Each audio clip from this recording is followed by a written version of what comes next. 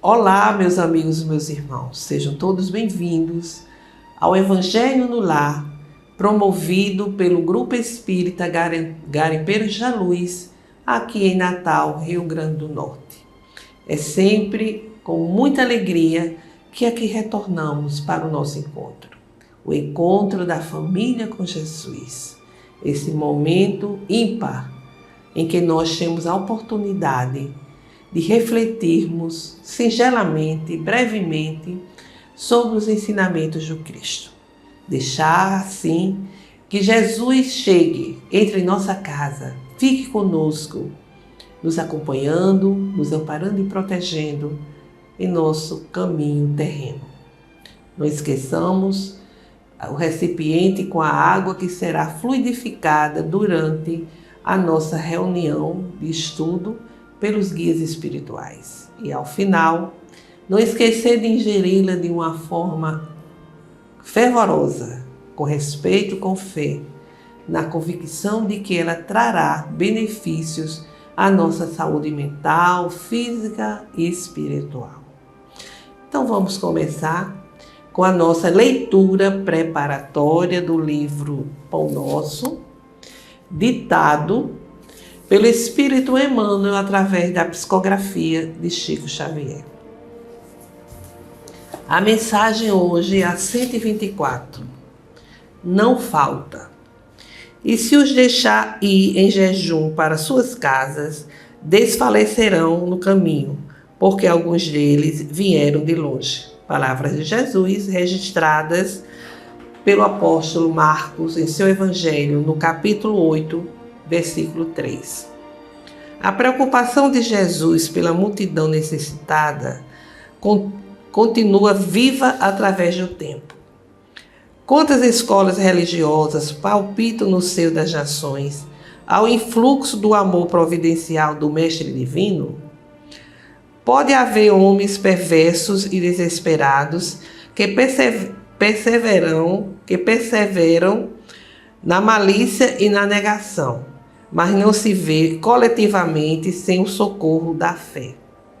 Os próprios selvagens recebem postos de assistência do Senhor, naturalmente, de acordo com a rusticidade de suas interpretações primitivistas. Não falta alimento do céu às criaturas. Se alguns espíritos se declaram descrentes da paternidade de Deus, é que se encontram incapazes ou enfermos pelas ruínas interiores a que se entregaram. Jesus manifesta inevitável preocupação em nutrir o espírito dos tutelados de 1000 modos diferentes, desde a taba do indígena às catedrais das grandes metrópoles. Nesses postos de socorro sublime, o homem aprende em esforço gradativo a alimentar-se espiritualmente até trazer a igreja ao próprio lar, transportando-a do santuário doméstico para o recinto do próprio coração. Pouca gente medita na infinita misericórdia que serve no mundo à mesa edificante das ideias religiosas. Inclina-se o Mestre ao bem de todos os homens. Cheio de abnegação e amor, sabe alimentar com recursos específicos o ignorante e o sábio, o indagador e o crente, o revoltado e o infeliz. Mas que ninguém compreende Jesus, de que, outro modo, as criaturas cairiam exaustas nos imensos despenhadeiros que imaginam a senda evolutiva. Ou seja, mais que ninguém compreende Jesus que ele compreende, né? Jesus compreende que sem a sua assistência, sem o seu socorro, a condição humana seria muito pior, do ponto de vista principalmente espiritual. Mesmo aqueles que têm uma crença muito pequena, ou até não têm, ou que interpretam os ensinamentos de uma forma diferente, né, de uma forma primitiva, ele diz aqui, desde o indígena, em sua morada, onde ele está ali, reverenciando a divindade de sua maneira própria, até as catedrais, em todos os lugares onde as pessoas se reúnem em nome de Deus, em nome de Jesus, Ele faz com que o socorro, a ajuda chegue a todos. Assim, meus amigos, vamos fazer a nossa prece inicial. Elevar nossos corações, a nossa mente a Deus, nosso Pai, nos conectando com as esferas do bem. Senhor Jesus, aqui nos encontramos mais uma vez reunidos em torno do vosso Evangelho, para que ele se faça presente em nossa vida, buscando a luz, a fé, a coragem e a fortaleza necessárias para prosseguirmos em nossa caminhada na busca da nossa libertação, da nossa transformação, no caminhar convosco. Fica conosco, Jesus, agora e sempre. Que assim seja. Bem, meus amigos, como sabemos, nós estamos adotando o livro Florações Evangélicas, de Joana de Ângeles, através da psicografia de Chico Xavier, ou de Divaldo, desculpem, em que ela vai no Evangelho segundo o Espiritismo e seleciona algumas palavras, um trecho, um parágrafo, e elabora a sua meditação. E aqui nós temos hoje, como proposta dela, o tema suicídio e loucura. O suicídio e a loucura. E Kardec comenta, ele começa dizendo: a calma e a resignação, auridas da maneira de encarar a vida terrestre e na fé no futuro, dão ao espírito uma serenidade que é o melhor preservativo contra a loucura e o suicídio. Bem, são várias as colocações que Kardec elabora nesse seu comentário, né? O que nós podemos destacar esse item está ainda no quinto capítulo do Evangelho segundo o Espiritismo, né? Que trata das aflições. Bem-aventurados os aflitos, que eles serão consolados. E esses dois temas são temas bastante desafiadores, são temas que continuam pertinentes à nossa realidade atual. Então, o que é que a gente poderia ver? Que a loucura é o quadro mental de perda do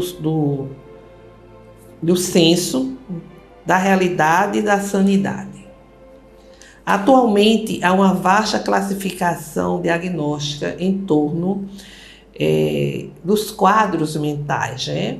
Que vão desde as deficiências, transtornos, até as doenças mais severas, né? Existe, hoje em dia, então, no campo da psiquiatria, no campo da psicologia,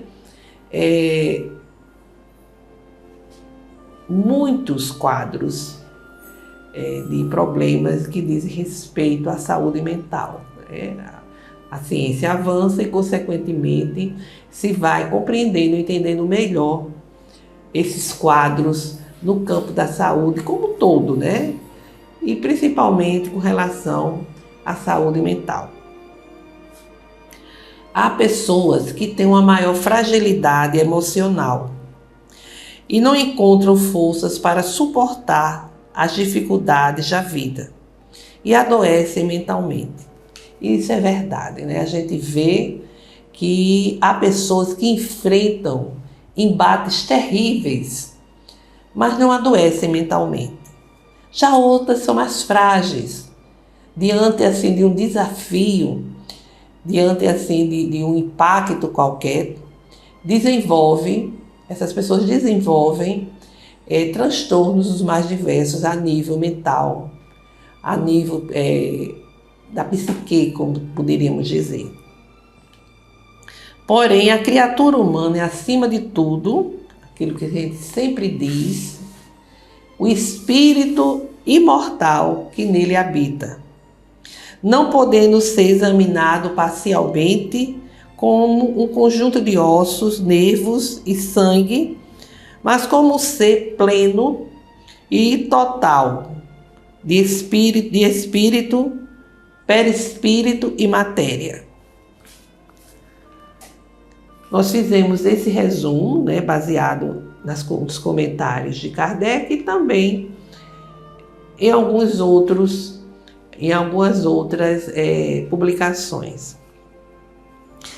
Seja em qual incidência vai estagiar o doente, não nos esqueçamos de que um espírito enfermo que em experiências que precedem a vida atual usurpou, abusou, prejudicou, esculpindo nas delicadas tecelagens vibratórias do corpo perispiritual a responsabilidade infeliz, que ora ressurge como cobrança, necessidade de reparação, impositivo de reequilíbrio. Ou seja, tudo aquilo que nós realizamos, que nós praticamos, fica registrado em nosso corpo espiritual, ou seja, no perispírito. O mal praticado fica registrado no nosso perispírito, como se fosse uma mancha que precisa ser eliminada, que precisa ser depurada. Então, através do processo reencarnatório, se chega a um novo corpo, mas trazendo essas implicações que vão sair do perispírito e vão exatamente repercutir no corpo físico. Acho que a gente já falou algumas vezes sobre isso, Então vem aqui a nossa responsabilidade, que vai surgindo como cobrança, a necessidade de reequilíbrio, de reajustamento. Imagine que uma pessoa, ela num dado momento da vida, como já tivemos assim conhecimento, um fator qualquer na vida da pessoa desencadeou o surgimento de uma doença mental. A pessoa sofreu, a pessoa praticamente talvez tivesse alguns sinais de que emocionalmente ela não era sadia. Aliás, quem de nós, nesse plano, nesse contexto, pode dizer que é sadio, E diante de um impacto, como por exemplo um acidente que ceifou a vida de um ente querido, essa pessoa passa a desenvolver uma patologia meio séria, meio preocupante. Lembro de um jovem rapaz que era bastante atuante, ele foi trabalhar em uma clínica e era uma pessoa assim, muito responsável, muito ativa e tudo mais. E um certo dia, ele foi, por um colega, acusado de ter desviado um equipamento. E ele, impactado, porque não era verdade, era uma pessoa que era de confiança lá da direção. A direção não acreditou que ele tivesse feito isso, mas essa experiência impactou de tal forma que ele adoeceu e surgiu aí uma esquizofrenia.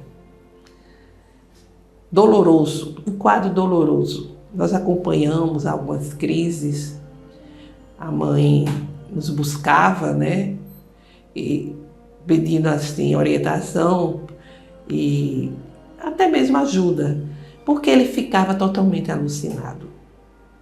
ele ficava com uma mania de grandeza, que ele chegava para a gente e perguntava qual o problema que nós tínhamos, porque ele ligava naquela mesma hora para o presidente da empresa, até para o presidente da República, e iria resolver. E dizia que estava trocando o seu carro, aí dizia um carro importado. Era assim um delírio que fazia a gente sofrer muito, porque conhecia quem ele era, né? Rapaz saudável, um rapaz trabalhador, responsável. Mas a gente via ali o passado voltando. Talvez o poder que ele agora dizia ter, ele tivesse passado por essa experiência em um outro momento, em uma outra encarnação, e tivesse abusado. E agora ele trazia em si mesmo os efeitos das suas realizações equivocadas, dos seus erros. E foi assim por muito tempo. E ele, a mãe dele nos falou que ele tinha desencarnado na pandemia da Covid. Foi um caso assim que nós verificamos, né, na nossa vida, muito difícil, a dor da família, principalmente da mãe. Algo dilacerante. E a gente sabe que quem está envolvido direto ou indiretamente também esteve nos crimes cometidos outrora. Então, aqui a gente prossegue. Desde a concepção, ficarão impressas nos genes, no futuro corpo genético do ser, os requisitos depurativos que são imprescindíveis ao crescimento interior e na reparação dos gravames praticados. Ou seja, exatamente como a gente disse, né? Tudo que nós fazemos, mesmo que os outros não vejam, mesmo que os nossos atos não sejam registrados por terceiros, mas está registrado em nossa consciência, está registrado em nosso perispírito. E é necessário, portanto, que esses desajustes venham e nos dando oportunidade de ressarcir o mal praticado. É um processo, portanto, de reeducação, de corrigenda e de libertação também. E prosseguindo, a gente vai agora ver o que reflexões sobre o suicídio, né? Que é um ato de descontentamento, é um ato de desespero por aquele que não tem convicção da vida futura, vendo na morte a solução para o seu sofrimento. A psicologia diz que o suicida, ele não quer se matar. Ele se desequilibra e quer se livrar daquele tormento, daquele sofrimento. E quando ele não tem noção da imortalidade do espírito, da continuidade da vida, dos prejuízos ocasionados a si mesmo perante os seus atos e principalmente perante essa fuga enganosa, porque ninguém foge da responsabilidade, ninguém mata a vida. O corpo é apenas um veículo, é uma vestimenta de trabalho, um instrumento de trabalho também, para que o espírito possa viver na terra, viver no plano físico. É exatamente a nossa vestimenta, para que possamos trabalhar, para que possamos estudar, para que possamos crescer, para que possamos desenvolver todas as potencialidades que trazemos como espírito, criado por Deus, para atingirmos a perfeição. Trata-se de um grande equívoco, porque cessada a vida orgânica, a vida continua e o ser imortal prossegue com as mesmas questões das quais queria se livrar. O equívoco terrível, muitas vezes desesperador. Imagine que a pessoa quer se livrar do sofrimento e depois daquele impacto se vê vivo. Muitas vezes olha para o corpo físico ali sangrando, morto, sem vida, e ele vê que continua existindo, com as mesmas problemáticas e agora com outras. Porque dependendo do caso, dependendo da intenção ao cometer o suicídio, aquele ato fica se repetindo inúmeras vezes em sua mente. Lembro, numa reunião reservada para tratamento exatamente de espíritos necessitados, de obsessores inclusive, uma jovem relatava desespero, pedia ajuda porque não aguentava mais. Ela havia se jogado de um prédio e, no entanto, quando ela olha para o corpo, se vê viva, e ela disse que estava há muito tempo.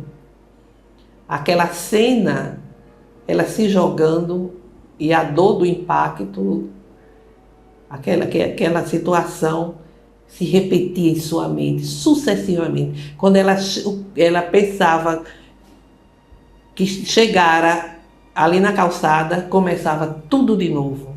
E assim foi algum tempo.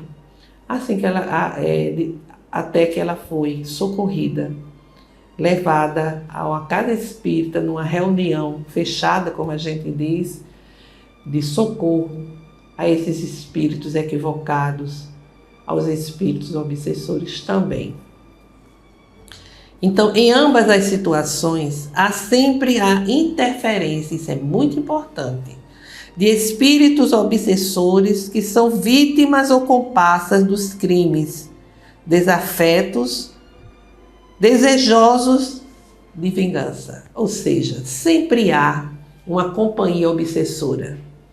Sempre há aquele espírito que esteve conosco nos nossos delitos, nos ajudando nos delitos, e muitas vezes levados por nós para cometermos aquele delito e, portanto, querem se vingar por terem sido coagidos a agir daquela maneira. Então são os comparsas, né? Ou são vítimas, pessoas que foram por nós vitimadas e que, por nossa invigilância, aproveitam para realizar a influência nefasta. E vigilância por quê? Porque nós não cuidamos da nossa saúde espiritual. Nós não procuramos desenvolver as nossas potencialidades do bem. Vivemos como se fôssemos apenas matéria.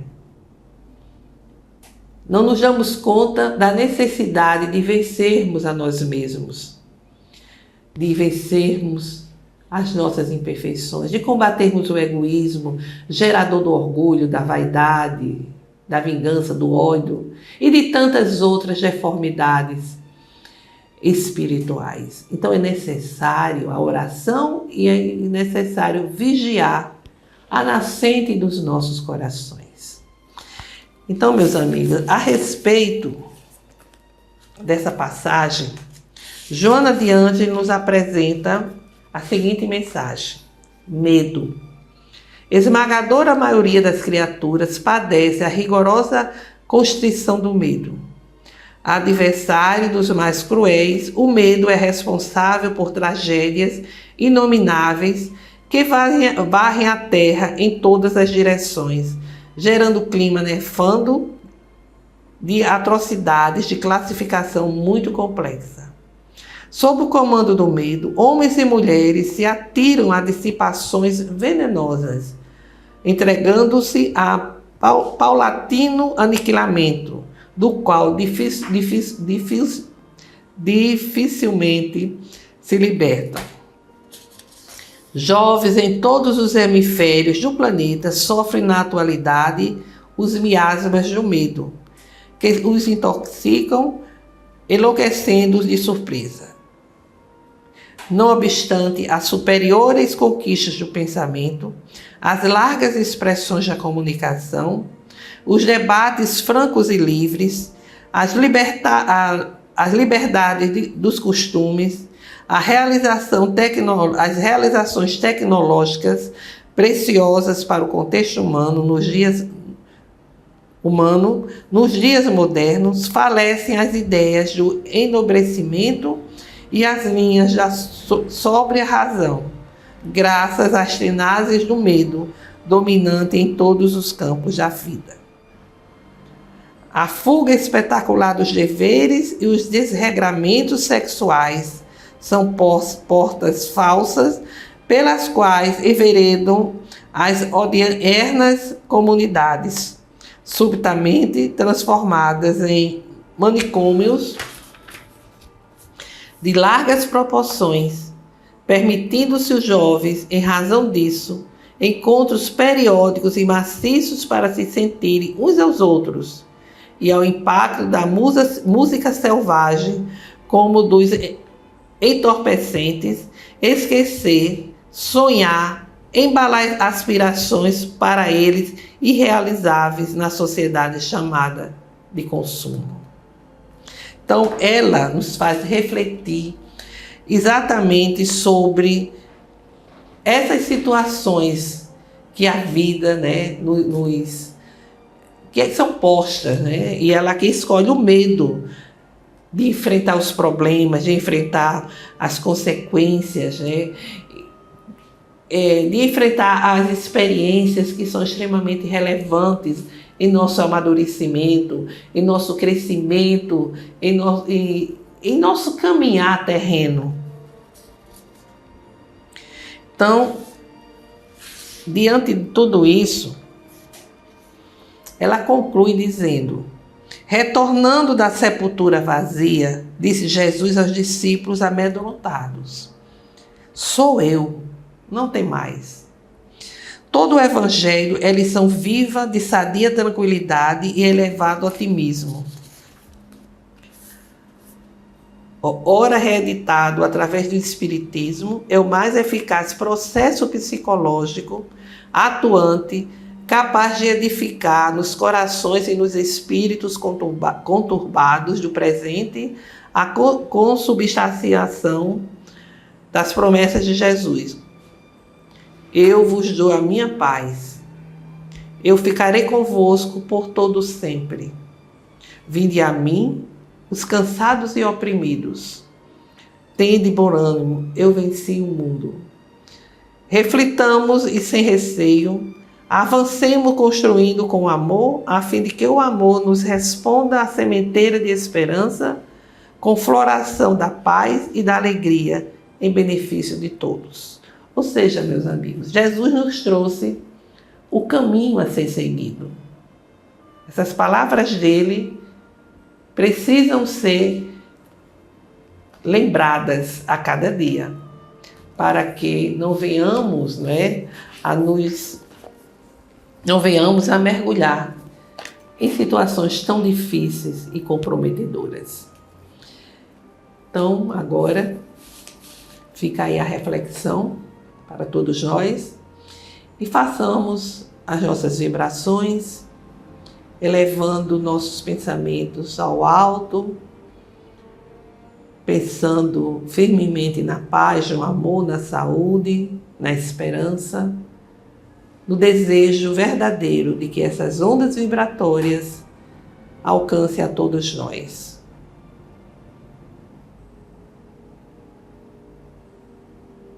Senhor Deus, aqui estamos humildemente a rogar pela paz entre as nações, pela fraternidade, pela solidariedade, inclusive em nosso país que necessita tanto de justiça social, pelo fortalecimento da doutrina espírita, para que ela permaneça sintonizada com os ensinamentos da codificação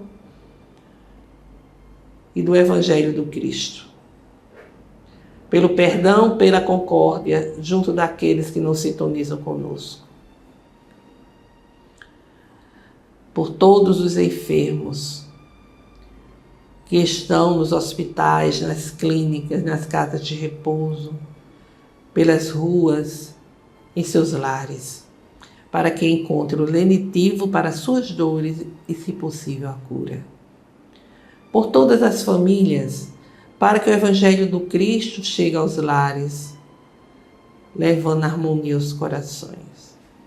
Façamos agora uma breve pausa para que cada um apresente as suas rogativas específicas.